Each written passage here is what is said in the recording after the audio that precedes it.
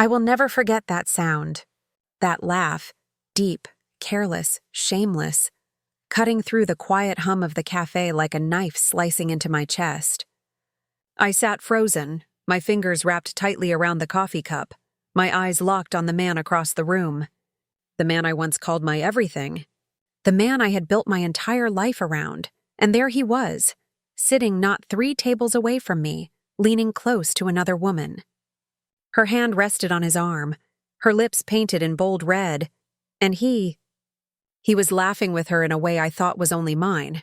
I wanted to stand up. I wanted to scream. To ask him how he dared to smile like that with her when he used to promise that I was his one and only. But my body betrayed me. My heart pounded so violently I thought the whole cafe could hear it, yet I stayed rooted in place, invisible in my corner. I took a slow sip of my coffee, though I could barely taste it. My hands trembled, and with every laugh he shared with her, a piece of me cracked. I told myself, maybe it's a business meeting. Maybe she's just a colleague. But deep down I knew better.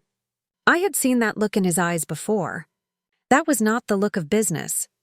That was the look of possession, of intimacy, of betrayal. And in that moment, as I sat silently and watched, something inside me shifted.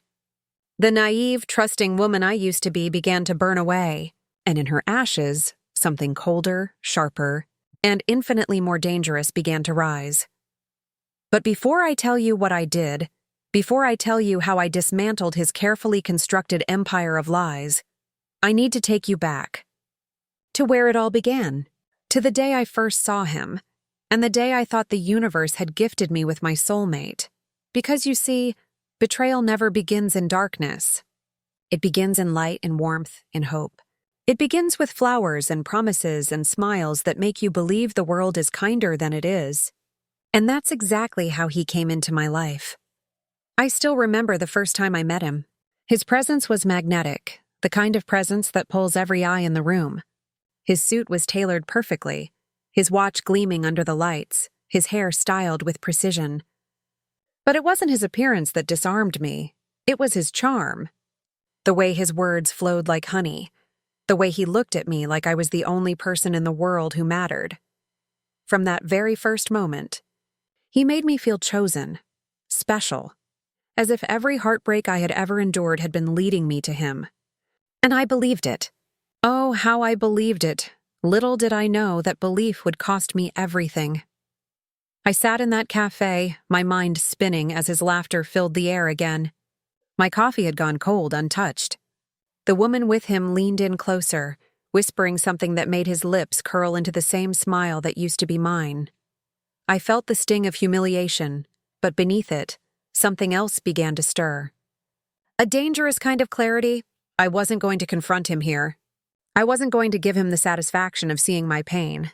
No, I was going to play this differently. I was going to bide my time, because if there's one thing I've learned in life, it's this. Betrayal is only the beginning. Revenge is the ending, and mine had just begun. You want to know how I went from the woman sipping coffee in silence to the woman who burned his entire empire to the ground? Then listen carefully, because this is where it all starts. Before the betrayal, before the lies, before the day I sat in that cafe watching him laugh with another woman, there was a beginning.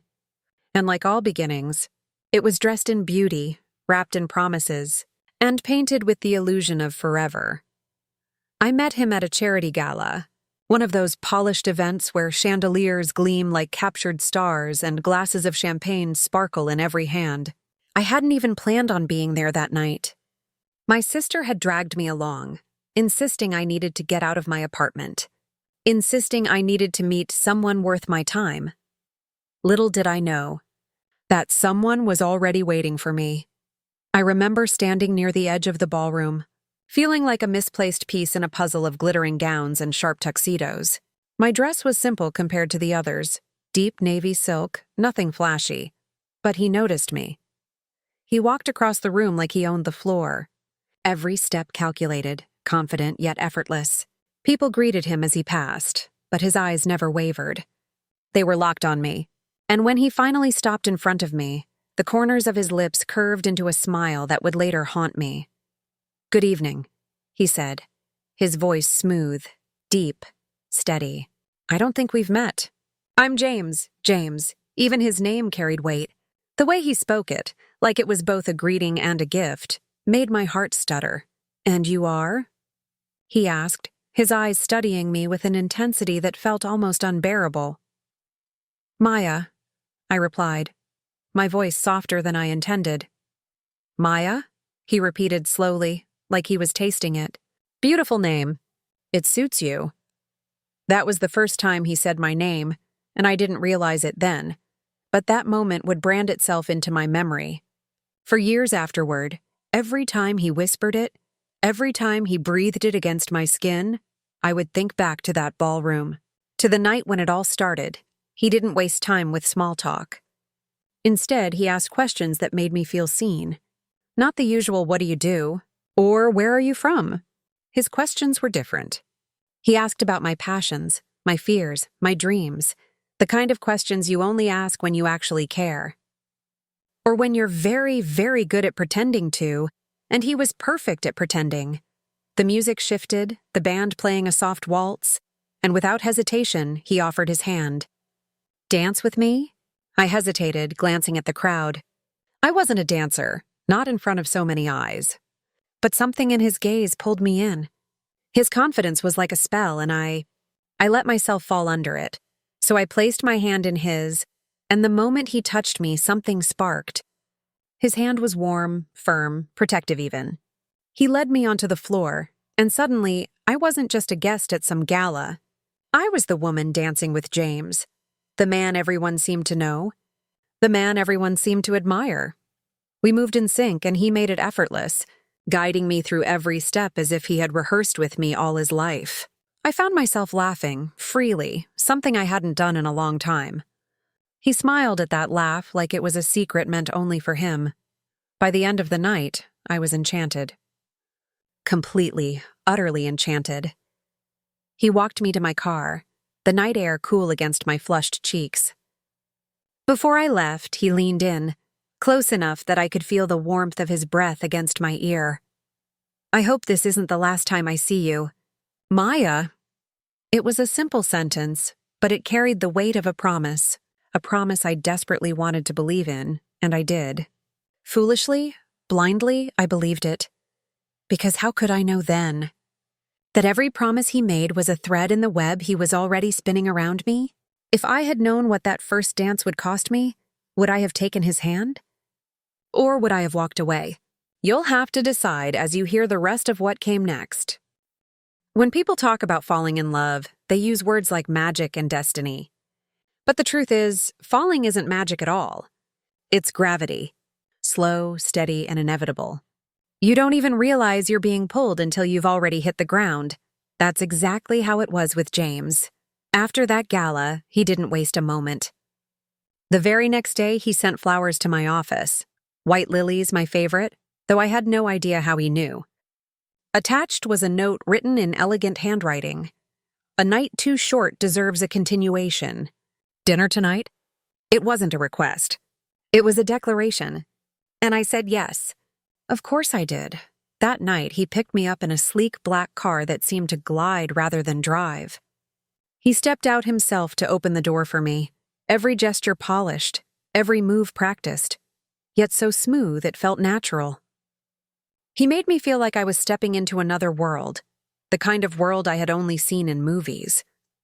At dinner, he asked questions with that same disarming focus. He wasn't distracted by his phone. He didn't glance around the restaurant. His eyes stayed on me as if I were the only thing worth seeing. And when I spoke, he listened. Truly listened. It was intoxicating. I remember telling him about my work, about the struggles I faced, about my doubts. He leaned forward, his chin resting on his hand, and when I finished, he said, "Maya, you underestimate yourself. You have no idea how extraordinary you are." Those words struck me harder than I expected. It had been so long since anyone had made me feel valuable, and that was his gift. James knew how to make you feel seen, wanted, indispensable. He didn't just open doors, He opened entire worlds. In the weeks that followed, he became a constant presence in my life. Morning messages that made me smile before I even left bed. Surprise lunches where he'd show up at my office with food, insisting he couldn't let me starve through my meetings. Late-night calls where he'd ask about my day in a voice so gentle, it lulled me to sleep. Slowly, he became woven into every corner of my existence. And then came the gifts. At first, small. Books I had once mentioned, a scarf in my favorite color. Little things that made me wonder how he remembered every detail. Then larger, jewelry, designer dresses, even an expensive handbag I knew cost more than a month's salary at my job. When I protested, he would laugh it off. "You deserve it, Maya. Why is it so hard for you to accept that?" And I would give in, because how could I argue with a man who seemed so devoted to my happiness? But it wasn't just the gifts. It was the way he introduced me to his world. He took me to private clubs, exclusive parties, dinners where powerful men and women nodded at him with respect. And always, he had me by his side, as if to say, "This is Maya. She is mine." And I let myself believe it. I convinced myself I had finally found the man who would never hurt me, the man who would shield me from every storm. He was successful, charming, protective, everything I thought I wanted. But even then, in the middle of that whirlwind, there were cracks. Small, almost invisible at first. Phone calls he'd step outside to answer. Trips he claimed were for business with no explanation. Moments where his eyes seemed distant, even as he smiled at me. I brushed it off, telling myself every man in his position had secrets. I told myself it wasn't my place to pry, but late at night, when I lay alone in his penthouse bed while he claimed to be working late, a whisper of unease crept in. I silenced that whisper. I drowned it in his promises, in his kisses, in the way he held me as if I was the center of his universe.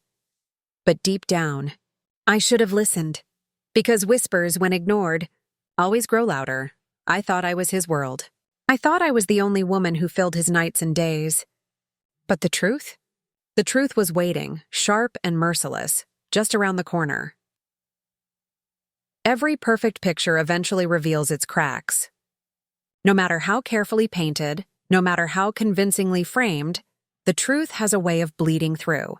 And with James, the cracks began as whispers, small enough for me to dismiss, but sharp enough to leave splinters in my mind. The first time I noticed, it was subtle. We were at dinner, a quiet restaurant tucked into a corner of the city, candlelight flickering between us. He was telling me about a deal he was negotiating, his hands moving as he spoke, his confidence radiating like it always did. And then his phone buzzed. He glanced at it, just for a second. But in that second, his smile faltered. His hand tightened around the glass of wine. And then, just as quickly, he slipped the phone back into his pocket, his expression smoothed, and he said, "Nothing important. It should have been nothing." But something in his eyes, something fleeting, something unsettled, clawed at me. The second time, it was a scent. I remember it clearly. I was wearing his jacket one evening, the one he had left draped over the back of my chair. When I pulled it close, I inhaled, expecting the familiar notes of his cologne. But there was something else, something floral, a perfume I didn't recognize. I froze, clutching the fabric. My mind scrambled for explanations. A business dinner, a hug from a colleague, an accident.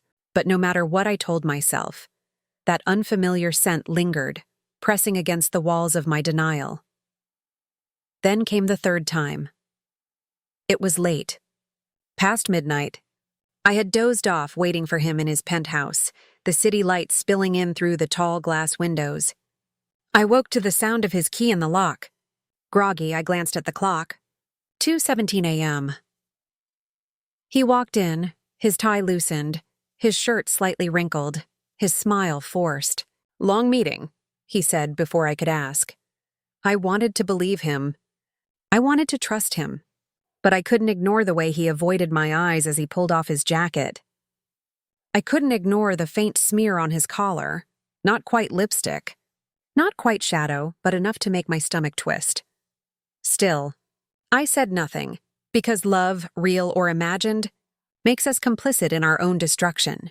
We build excuses for the people who hurt us. We convince ourselves that doubt is weakness, that suspicion is betrayal, when in truth, the betrayal is already there, growing in silence. So I kept playing the part of the trusting partner, smiling when he smiled, nodding when he explained his late nights, laughing at his jokes, even as my heart began to ache under the weight of questions I was too afraid to ask. But fear doesn't erase reality. It only delays it. And reality was patient. It waited for me. The cracks widened slowly, until one day, they were impossible to ignore. We were walking into a gala together, his arm around mine, the cameras flashing, people greeting him with admiration. I felt proud, radiant even, standing beside him, until I noticed something in the crowd. A woman. Tall, elegant, her eyes fixed on us. For a moment, our gazes locked. And in her eyes, I saw something chilling, recognition. Not of him, but of me. Recognition mixed with pity. She looked at me the way you look at someone who doesn't know the truth. The way you look at someone walking unknowingly toward a cliff's edge. James didn't notice her. Or maybe he pretended not to. He just kept walking, his grip tightening on my arm as though to remind me. Smile. Pretend. Believe. But I couldn't forget her stare. That night, as he slept peacefully beside me, I lay awake staring at the ceiling, my heart heavy, my mind racing. Who was she? How did she know him? And why did her eyes carry the weight of secrets I hadn't yet discovered? The whispers were becoming louder, the cracks in the mirror spreading wider, and soon they would shatter everything. I thought I was strong enough to hold the pieces together. But when the truth finally broke through, it didn't just crack my world, it set fire to it. There's a certain rhythm to lies. At first they stumble, awkward, uncertain, leaving gaps in between that you can almost hear, but with time, they find their beat. They slip off the tongue as smoothly as truth. And the more often they're spoken, the more convincing they sound. James's lies began to take on that rhythm. It started with excuses, small ones, harmless ones. A canceled dinner because of a late meeting. A phone call he couldn't answer because of business partners overseas. A weekend trip suddenly rescheduled because something urgent came up. I told myself I was being paranoid. That this was the price of being with a man like him, a man whose world was bigger than mine, a man whose responsibilities stretched far beyond my understanding. But deep down, I felt it. The shift. The weight. The coldness that seeped in between us when he thought I wasn't paying attention. One night, I decided to test him. We were sitting together on the balcony of his penthouse, the city glittering beneath us, a bottle of wine between us. He was relaxed, his arm draped casually over the back of my chair, his lips curved into that familiar smile. "Where were you last night?" I asked suddenly, keeping my voice light, casual, as if I already knew the answer. His smile didn't falter. "Not even a flicker. Late meeting with some investors." "You know how it is." I nodded, swirling the wine in my glass, pretending to believe him. But I watched his eyes. And in that moment, I realized something chilling. He was too good at this. Too smooth. Too practiced. He wasn't scrambling for explanations anymore. He wasn't fumbling to cover himself. He had rehearsed this. Perfected it. And that terrified me more than the lie itself, because if a man can lie that easily, how many times has he done it before? The signs kept piling up. I'd catch glimpses of messages on his phone, quickly swiped away before I could read them. Unknown numbers calling late at night. His sudden irritability when I asked simple questions. And then, there was the night I finally saw it. He had left his phone on the counter while he stepped into the shower. The screen lit up with a message, and though I tried to stop myself, my eyes betrayed me. The message was simple. Just 3 words. "Miss you, love." My heart clenched, my breath caught, and for a second, I thought I would collapse right there on the floor. I wanted to pick up the phone. I wanted to see who it was. But my hands trembled too violently, And before I could decide, the sound of the shower stopped. I dropped onto the couch, my heart pounding, pretending I hadn't seen a thing. He walked out, his hair damp, a towel around his waist, looking as calm and composed as always. And that's when I realized I wasn't ready. I wasn't ready to confront him. Not yet, because part of me still clung to the illusion, the fragile hope that maybe I was wrong, that maybe there was another explanation. But another part of me, a darker, quieter part, whispered that I needed proof. Not just suspicion, not just whispers, proof. Because when the time came to confront him, I didn't want to give him the chance to talk his way out of it. No, I wanted to corner him, to strip away his lies until there was nowhere left for him to hide. So I stayed silent. I smiled at his jokes. I let him hold me as if nothing had changed. But inside, I was already shifting. I wasn't just the woman in love anymore. I was the woman who had seen the first crack in his armor, and I promised myself, the next time it cracked, I'd be ready. I thought I was gathering proof for my heart. But what I didn't know then was that the proof I'd uncover would break me in ways I could never imagine. There's a saying that the truth always reveals itself when you least expect it. But for me, the truth didn't just reveal itself. It exploded, tearing apart every fragile string of denial I had been clinging to. It happened on a night that should have been ordinary. James had left early, claiming another one of his late-night meetings. I stayed behind, telling myself I wouldn't snoop, wouldn't spiral, wouldn't become that woman. The one pacing the floor, second-guessing every move, every word. But the silence in that penthouse was deafening. The clock ticked louder than it should. The city lights outside blurred into streaks as I stared out the window, fighting with my own thoughts. That's when I heard it. A soft buzz from his desk. At first I ignored it. But then it buzzed again, insistent, demanding. My chest tightened. His phone wasn't there, but his laptop was. I hesitated, my fingers trembling above the sleek silver lid.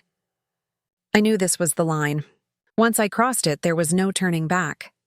But something deep inside me whispered, "You already know, don't you?" I opened it. The screen lit up without a password, like it was waiting for me. And there it was, an email. Unread, from her. At first, all I saw was the name, Sana. I froze. A name I didn't recognize, but my heart already knew. I clicked it open, and the words felt like bullets tearing through my chest. Last night was incredible. I can still feel you on my skin. Counting the hours until we're together again. Don't make me wait too long. My throat went dry. My stomach twisted. My vision blurred, but my eyes refused to stop reading. Because attached beneath those words was a picture. Her picture. A woman with long dark hair, her lips curved in a smug little smile, wearing his shirt, the same one he had worn home 2 nights ago. My knees buckled, and I had to grip the edge of the desk to stop myself from collapsing. The blood roared in my ears. My breath came in ragged gasps, and for a moment, I thought I might scream. But no sound came. Instead, a strange calm washed over me. Cold, sharp, like steel sliding into place. There it was. The proof I had been waiting for. No more guessing. No more second-guessing my instincts. No more lies he could talk his way out of. He was mine. But not in the way he thought. Because in that moment, my love for him didn't just crack. It shattered into something else entirely. Something darker. Hatred. I closed the laptop slowly, carefully, like sealing away a bomb. My reflection in the black screen looked unfamiliar. Eyes hollow, jaw tight, lips pressed into a thin line. The woman staring back wasn't broken. She wasn't weak. She was awake. When James returned hours later, he walked through the door like nothing had happened. His tie loosened, his smile easy, his cologne strong enough to sting my nose. "Still up?" he asked, tossing his jacket onto the chair. I smiled back at him. I smiled, and in that smile I hid the storm raging inside me. "Yes," I said softly. "I was waiting for you." He kissed me on the forehead, casual, dismissive, and headed for the shower. And as I watched him disappear into the steam, I made myself another silent promise: I would never confront him. Not yet. Confrontation would give him power. It would give him the chance to twist the story, to make me doubt myself again. No, I wanted something better. I wanted him to feel safe in his lies. I wanted him to believe he had fooled me completely. I wanted him to fall deeper into his own web until he was tangled beyond escape, and when he least expected it, I would be the one to cut the strings. That night, as he slept peacefully beside me, I lay awake with my eyes wide open. And for the first time, I didn't wonder if he was lying. I wondered how far I was willing to go to destroy him. Revenge doesn't come from impulse. It grows quietly like a seed buried deep underground. It needs patience. It needs care. And it thrives in silence. The morning after I found her email, I woke up with something I hadn't felt in weeks: clarity. James was still asleep, his chest rising and falling in steady rhythm, his arm lazily draped over me like I was nothing more than a pillow. I stared at his hand, at the weight of it pressing against me, and the thought hit me like lightning. One day, I will lift this hand off me forever, but not today. I slipped out of bed and stood in front of the mirror. My reflection was pale, my hair disheveled, but my eyes, they were different, sharper, focused. That's when the planning began. The first rule: he must never suspect me. I couldn't let even a flicker of doubt cross his mind. No icy stares, no accusations, no slammed doors. My role was to play the dutiful partner, the supportive wife-in-waiting, the perfect alibi. I needed him comfortable, unaware. The second rule: information is power. If I was going to destroy James, I couldn't just expose his affair. That would be too easy, too temporary. Men like him, charismatic, manipulative, they talk their way out of scandals. He'd cry, he'd beg, he'd blame me, and the world would pity him. No, I needed more. I needed to strip him bare until there was nothing left but the rot underneath. The third rule: never rush.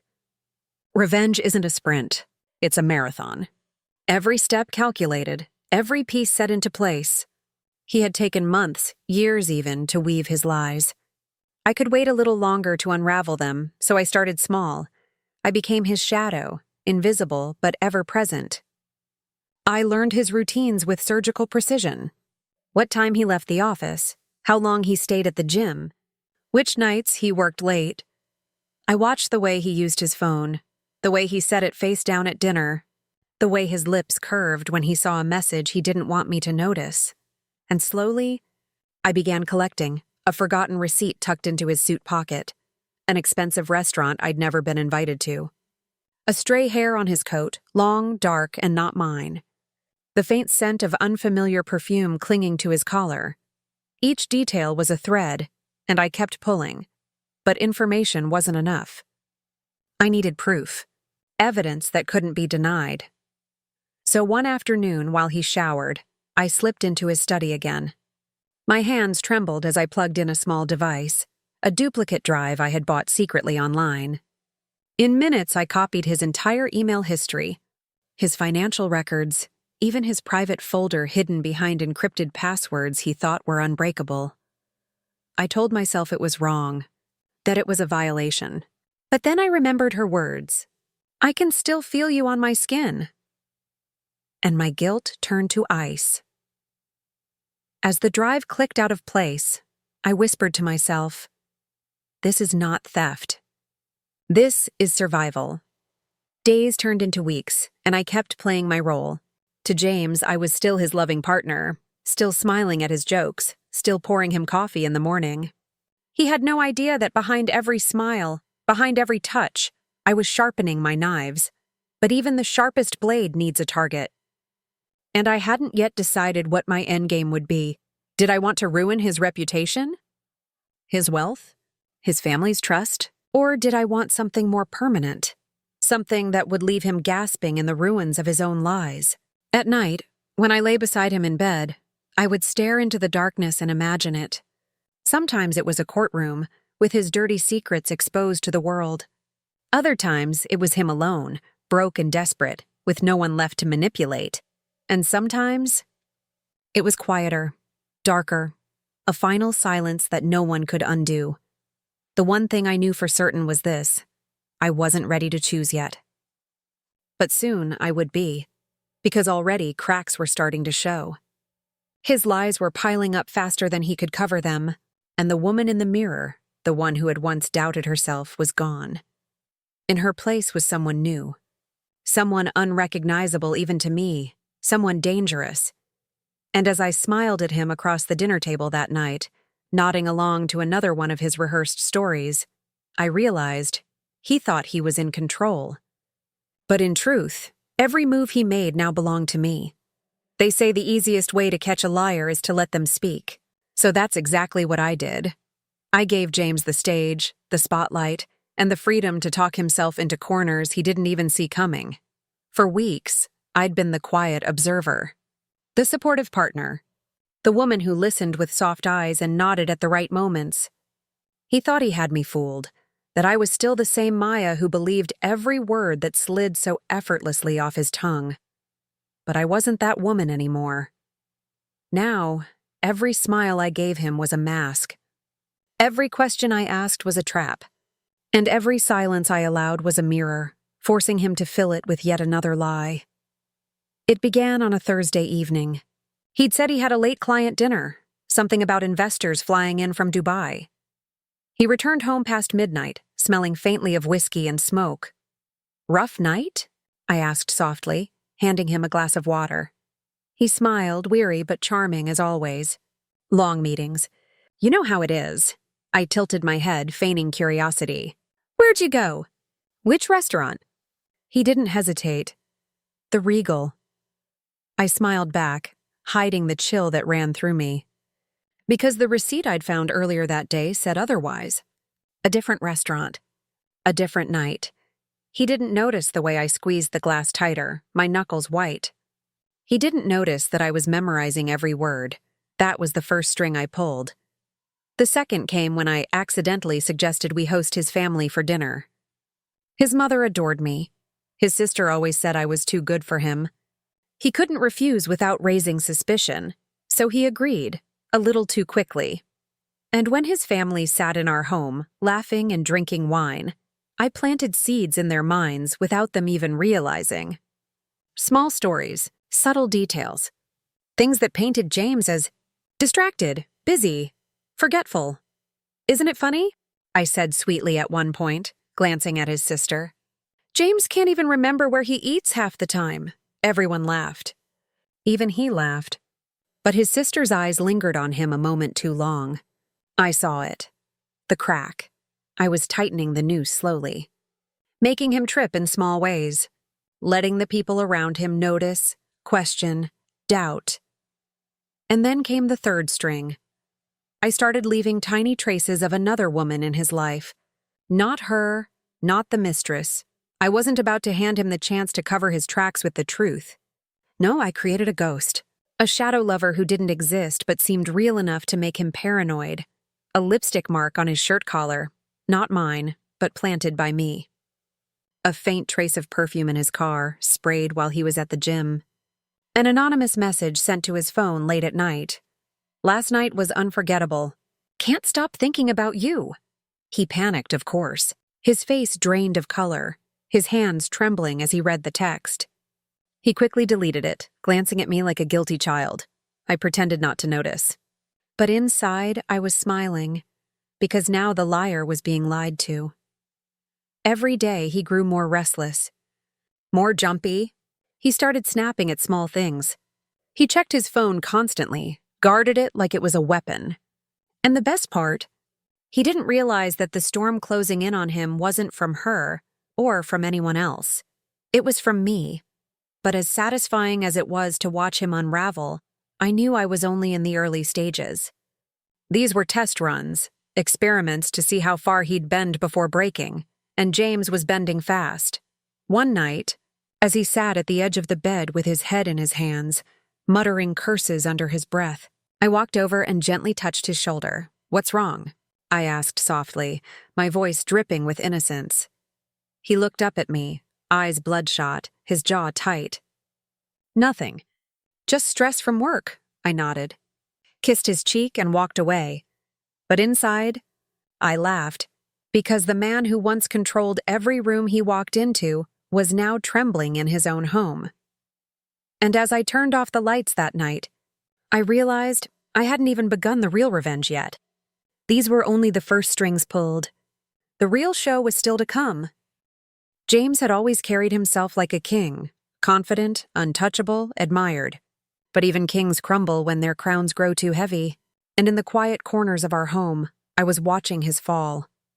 By now, the paranoia had settled into his bones. He checked his phone every 5 minutes, his thumb swiping furiously as if deleting ghosts. His eyes darted when I asked harmless questions, his voice sharp when I lingered too long on any topic. He thought he was managing it, thought his mask was still flawless. But I saw it, every twitch, every flicker of panic, every slip in the carefully rehearsed charm, and the best part? He still believed I was blind to it all. One night he burst through the door earlier than usual. His tie was loose, his face pale. He poured himself a drink before even taking off his jacket. "Long day?" I asked, setting down the book I wasn't really reading. He didn't answer right away. He just gulped the whiskey, then another. Finally, he muttered, "People talk too much. That's the problem with this city." I tilted my head, feigning curiosity. "What kind of talk?" He shot me a look sharp and suspicious. Then, almost too quickly, he forced a smile. "Nothing important, just rumors, but the cracks were widening. And I had been the one carving them. The ghost lover I created, the perfume, the lipstick mark, the anonymous messages, was now haunting him daily. He stayed up late, scrolling through his contacts, deleting messages, rewriting stories in his head. I caught him once, standing in front of the mirror, rehearsing. His lips moved silently, practicing lines he'd feed me. I smiled in the hallway, unseen. Because I didn't need to ask him questions anymore. He was already answering them, but paranoia alone wasn't enough. No, I wanted something bigger. I wanted the king to fall in front of his entire court, so I started weaving my net wider. I reached out to his sister casually, suggesting we meet for coffee. Over steaming mugs, I told her stories. Not lies, not truths, but half-truths wrapped in silk. "James has been distracted lately," I said softly, my voice threaded with concern. "Sometimes I feel like he's somewhere else, you know? But maybe I'm just imagining things." Her eyes narrowed, suspicion flickering. "He does that sometimes. Gets caught up in work?" I nodded, biting my lip. "Maybe it's just... I found a receipt the other day. A place I've never been with him. Maybe it was a client dinner, but... I don't know." I left it hanging, unfinished, like a puzzle with missing pieces, and I watched as she tucked it away, her mind already filling in the gaps. It wasn't just his sister. I let subtle hints slip to his friends, his colleagues, even his mother. Never accusations, just questions. Just little shadows cast where the light used to be, and soon enough the whispers began. I could feel it in the way people looked at him, the way their laughter around him felt forced, the way conversations shifted when he walked into a room. He felt it too. Why are people acting strange? He snapped one night, pacing the living room like a caged animal. They look at me like they know something. I widened my eyes, innocent and calm. "Know what, James?" He froze, staring at me. For a moment, I thought he'd break, that he'd spill his secrets right there. But then he shook his head violently and stormed out of the room. The cracks were no longer hairline fractures. They were deep, jagged splits. And through them, his real self was oozing out. Ugly, desperate, afraid. I watched him unravel like a spectator at a play, except I wasn't just watching. I was the playwright, the director, the one pulling the strings behind the curtain. And as his paranoia grew, so did my control. That night, as I lay in bed listening to him pace the floor, phone pressed tightly to his ear, whispering harshly into the receiver, I realized something important.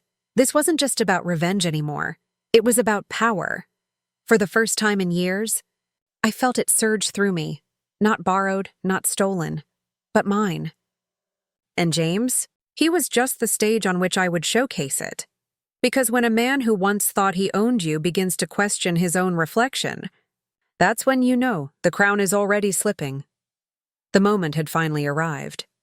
For weeks, I had been tugging gently at the threads of James's carefully woven life, and now the fabric was starting to tear. But it wasn't enough for me to watch him unravel in private. No, his downfall needed witnesses. Revenge without an audience is just anger. But revenge that unfolds in front of the very people he sought to impress, that is poetry. I began by planting undeniable evidence. Nothing fabricated, nothing that could easily be dismissed as a misunderstanding. Instead, I took pieces of his own betrayal and rearranged them into a story he couldn't escape. One evening when he left for the gym, I unlocked his phone. By then, I knew his passwords, his patterns, even the way his thumb hovered before pressing the screen. And in just minutes, I had enough screenshots to bury him. Emails to her, late-night messages, bank transfers to a private account. But screenshots weren't enough. Screenshots could be explained away. I needed something heavier, so I printed them, neatly, clearly, and I tucked them into envelopes, each one labeled for its intended recipient. His sister, his mother, his closest friend. I didn't send them yet. Timing was everything. Meanwhile, I fed his paranoia like oxygen to a flame. "Who were you talking to on the phone?" I'd ask casually while chopping vegetables. "No one," he'd snap, eyes darting. "I thought I heard a woman's voice." He'd slam his fork down, muttering curses. At night, I'd roll over and sigh heavily, just loud enough for him to hear. When he asked what was wrong, I'd whisper, "Nothing. I just feel like you're slipping away from me." He'd stare at me, searching for the trap, not realizing he was already caught. James prided himself on his image, and the annual charity gala was his playground. He'd dress in a sharp tuxedo, smile for cameras, shake hands with important people. It was where he polished his reputation, where he reminded everyone he was untouchable. So I made sure the gala would become his execution stage. A week before the event, I arranged for the envelopes to be delivered to key people, timed perfectly so they'd receive them the morning after the gala. That way, he'd still walk in shining, confident, unaware that his empire was seconds away from crumbling. But I wanted him uneasy that night, restless, distracted. So I gave him one final push. On the day of the gala, while he showered, I slipped a small note into his tuxedo pocket. Just 6 words scrawled in red ink. "I know what you're hiding." No name, no signature, nothing but fear. When he found it later, right before we left, his face drained of color. His hand trembled as he shoved the note into his pocket, forcing a smile when I entered the room in my black gown. "You look beautiful," he whispered, voice tight. I smiled back sweetly. "So do you." But inside, I laughed. At the gala, I played my role to perfection.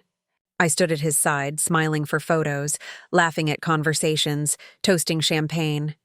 And every so often, I'd glance at him, watching the sweat gather at his temples, the way he scanned the crowd like a hunted animal. He was unraveling, right there under the chandeliers.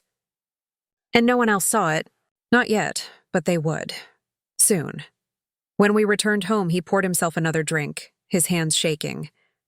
He muttered about people watching and rumors spreading. I touched his arm gently, tilting my head with practiced innocence. "James, is there something you want to tell me?" He froze, his eyes wide. For a split second, I thought he might confess. But then he shook his head violently and stormed off to his study. I stood there in the silence of our living room, feeling the walls of my plan closing in on him. The envelopes were already in motion. The whispers had already been seeded. The note had already taken root in his mind, and as I walked upstairs to our bedroom, I realized he was already defeated. He just didn't know it yet. Because the sweetest part of revenge isn't the final strike. It's watching your enemy squirm, knowing the blade is already at their throat. I stood at the edge of his empire, watching it crumble piece by piece. One by one, the men who had pledged loyalty to him were vanishing, swallowed by the same traps they had helped him weave against others. His money wasn't flowing as it once had. His influence was thinning, and the once unshakable fortress of his arrogance had begun to tremble. And the best part? He had no idea it was me behind it all. I remember that night vividly. The same man who once smirked with power now sat in his office, alone, clutching his whiskey glass with trembling hands. The mighty lion had turned into a cornered animal. He barked orders at the few who still remained, but his voice lacked the venom it once had. For the first time, fear lingered in his eyes. Do you know what fear does to men like him? It strips them bare. It reveals the child hidden inside the tyrant, the insecure, trembling boy who once craved control because he was too weak to face a world that rejected him. But here's the bitter truth. I wasn't after his money. I wasn't after his men. I wasn't even after his reputation. I wanted his soul. I wanted him to rot in the pit of the same loneliness he had forced upon me, my sister, and every woman he had destroyed. That night, I sat across from him, unseen. My disguise had carried me into his world once more. A new secretary, a temporary face he would soon forget. I watched him scribble on his desk, cursing, muttering, drowning in the chaos around him. I could have killed him then, slipped poison into his drink, ended the story in silence. But revenge? True revenge? It's never about the end. It's about making them live long enough to feel everything. He looked up suddenly, and our eyes met. For a second, something flickered. Did he recognize me? No, not yet. The scars of memory weren't sharp enough in his failing mind. But soon, very soon, the veil would fall. I whispered in the quiet of my heart. This is just the beginning of your end. You destroyed us once. But now you'll watch everything you built burn until nothing is left but ashes. The cracks in his kingdom weren't just material. They were psychological. His paranoia grew. Every knock at the door startled him. Every whisper in the hallway made him flinch. The man who once controlled every life around him now couldn't even control his own breath. And oh, how intoxicating it was to watch him suffer. But let me tell you this. Revenge isn't as sweet as they say. It doesn't heal the wounds. It doesn't erase the nights I spent crying. It doesn't bring back the innocence he stole from us. No, revenge is something else entirely. It's like drinking poison every day, but forcing your enemy to drink twice as much. Still, I wasn't done, because his empire was only the first stage. Next, I would take from him what he valued most. And trust me when I say I knew exactly where to strike. But what happens when a man like him realizes the ghost haunting his life isn't a stranger, but the very woman he thought he had destroyed? He once called himself untouchable, a king, a god among men, but gods don't tremble at shadows. And lately, he trembled at everything. Every flicker of light, every whisper of wind, every knock on his door carried my presence. He didn't know it yet, but I had become the ghost he could never kill. His paranoia was a masterpiece I had carefully crafted.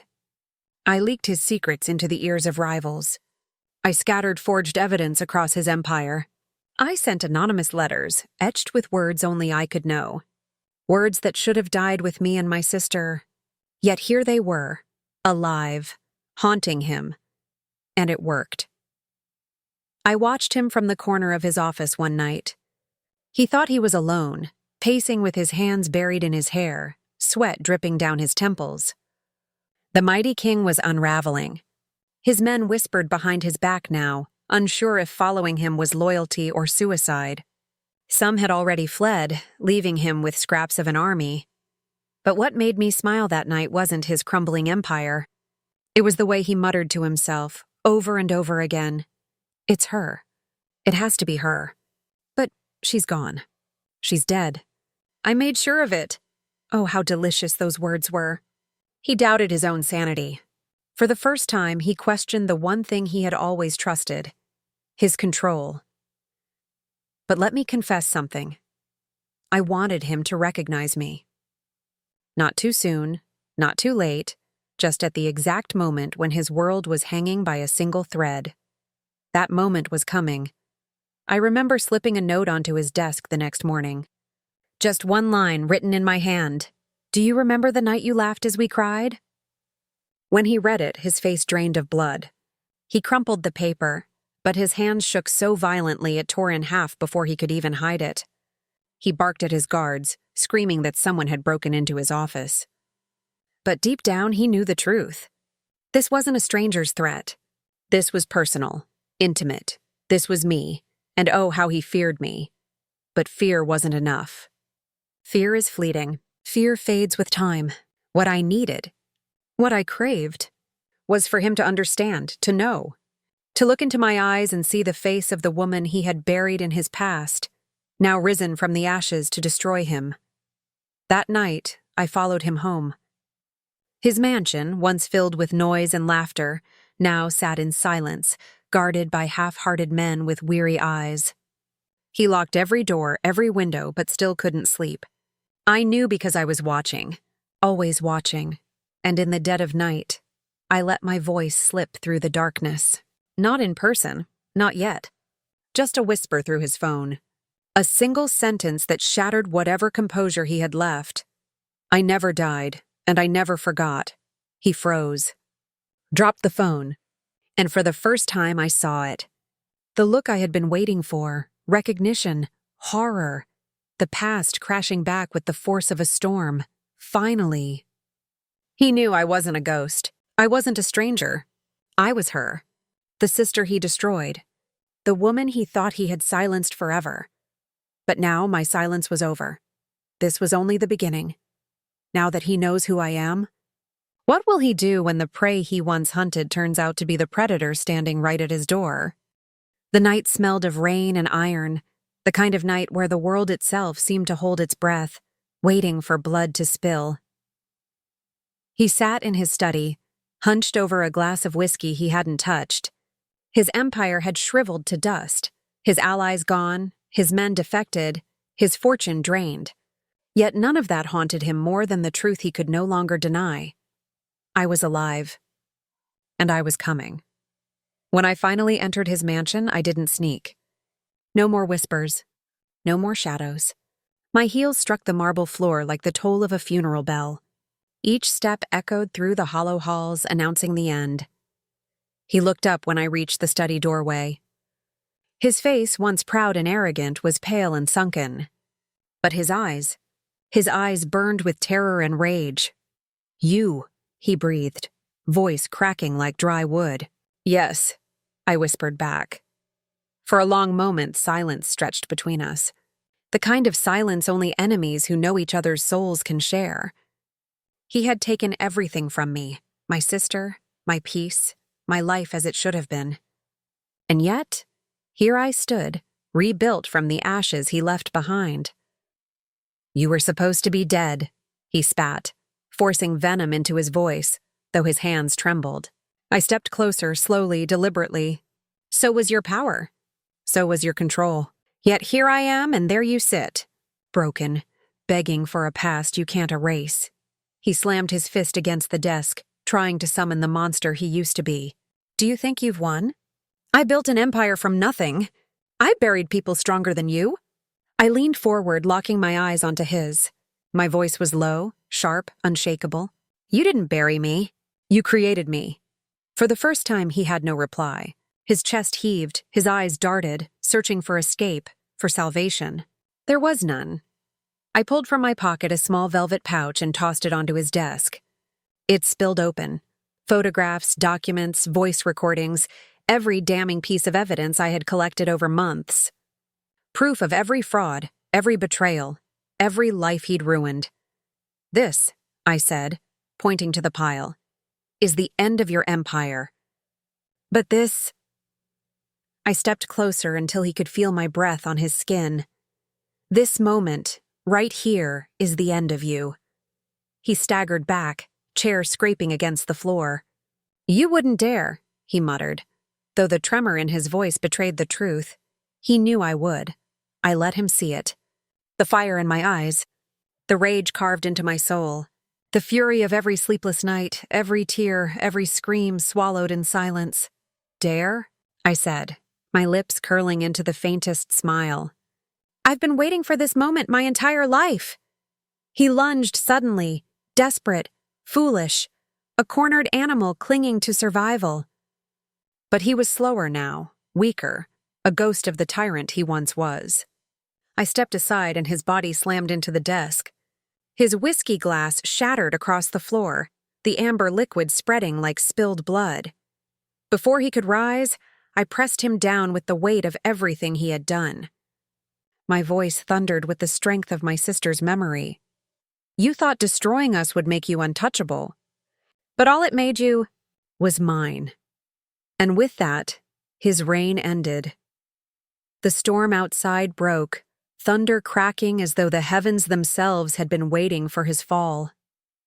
Rain pounded against the windows, washing away the last remnants of his power, as if the world itself wanted him erased. I stood over him, breathing deep, my heart pounding not with fear, but with release. It was over. The ghost he could never kill had become the justice he could never escape. As I walked out of the mansion, leaving behind the ruin of the man who once thought himself a god, I whispered one last line into the night air, a promise to my sister, to myself, to every woman who has ever been silenced. Revenge isn't survival. It's resurrection. This was just one story, but the world is full of hidden betrayals waiting to be exposed. Subscribe now to witness the next tale of vengeance, where silence ends and justice begins.